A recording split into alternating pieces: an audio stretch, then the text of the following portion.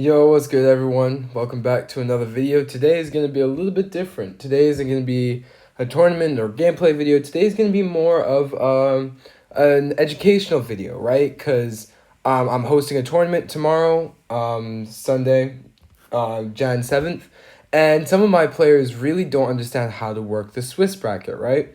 So this video is mainly going to be for them and for anybody else who really wants to learn how to organize tournaments and what websites to use and all of that information. So we're going to start off with seeding, then go into the actual Swiss bracket, and then finally finish it off with what you do with the rest of the tournament, right, after the Swiss bracket. So yeah, hope y'all enjoy the video. Okay, this is just going to be a quick section of the video explaining seeding. So seeding is kind of the expected placement of a team in the tournament. If I'm expected to do well, I will have a higher seeding.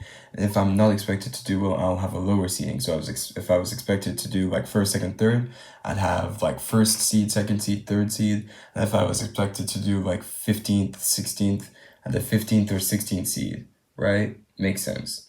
This is usually determined by a qualifier or a previous tournament or leaderboard. However, if it's a more chilled tournament like what I'm doing, you can kind of just like make a prediction list with either by yourself or like with the admin or with the players themselves, right? Like where do they see themselves coming? The main thing seeding does is it starts the tournament off by putting everyone in the position they are most likely going to be in, unless they beat someone that is higher than them or lose to someone that is a lower seed than them. This part is a little bit complicated to understand, so let me try to explain it with the actual bracket.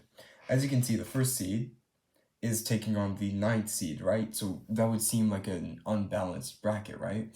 But as you get up and up and up, you're going to see that if everybody plays well, like how they're expected to play, like if first beats 9th, second beats 10th, third beats 11, etc., the next round is going to be like first versus third, and then the next round first versus second, that kind of thing. So it really does get very competitive after the first round, right? The first round is kind of like to put everybody in the expected position, right? So that's kind of the main premise for seeding. Okay, let's move on to the Swiss bracket itself. Even though it looks a little complicated, I promise it's not. It's extremely fun and hella enjoyable to watch. To fully understand the Swiss bracket, you need to understand three concepts. First is you will end up with half the players through and half the players eliminated. So half the players are going to go through to the next stage or the next round of the tournament, and the other half is going to be eliminated and out of the tournament. If a team wins 3 games, they instantly go through to the next round of the tournament. However, if they lose 3 games, they are eliminated. And the final concept is everyone will play someone who has the exact same track record as them or the same win to loss ratio. This is done like within groups, and as you can see on the main bracket, you can see like 1-1, 2-1, 1-2, different groups, and I'll kind of explain that as we go on in the video. Alright, so let's break this down, right? In the 16-player Swiss tournament, there are going to be 5 rounds.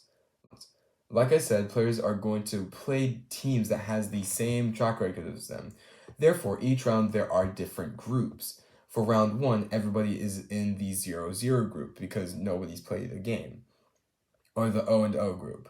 However, when we move to round 2, we will have split evenly into 2 groups, the teams that have won that game that they played, and the teams that have lost the game that they played. So the winners, these groups are labeled 1-0 for the winners and 0-1 for the losers, right? The teams that are in the losers group play against each other, and the teams that are in the winners group play against each other. Now, when we get to round 3, as you can see here again, they split off into 3 groups this time. There are teams that have won all their games, that's 2-0. There are going to be 4 teams like that. There are also teams that have drawn, that have like 1-1. They've won 1 and they've lost 1. And there are going to be teams that have completely lost both of their games, 0-2, right? When we finish the 3rd round, there are guaranteed to be 2 teams that are completely eliminated from the tournament, and there are going to be 2 teams that have completely gone through to the next stage of the tournament, right? These come from the 2-0 and 0-2 matchups, right? Because remember, everybody in the 2-0 group has to win. They just have to win one more and they're through. And if there are 4 teams in 2 matchups, there's guaranteed to be 2 teams that are going to go through. Exact same logic with the 0-2 teams, right?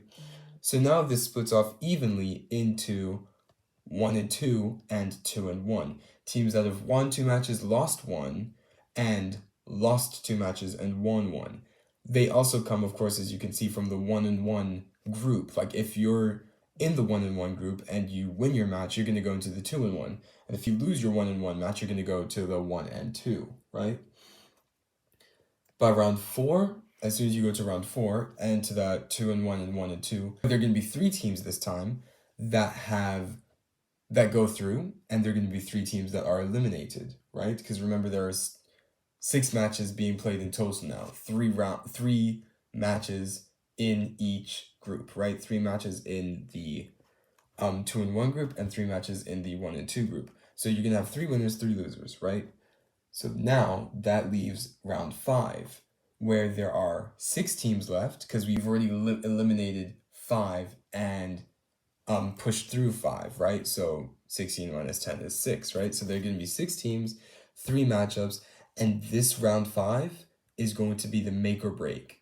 If you win, you go through. If you lose, you're out of the tournament, right? So that's pretty much all to it. Okay, so the original plan was to go over an example of the Dusseldorf 2022-2023 RLCS World Championship Swiss stage, or the wildcard stage that they called it, to go over like how the Swiss stage works.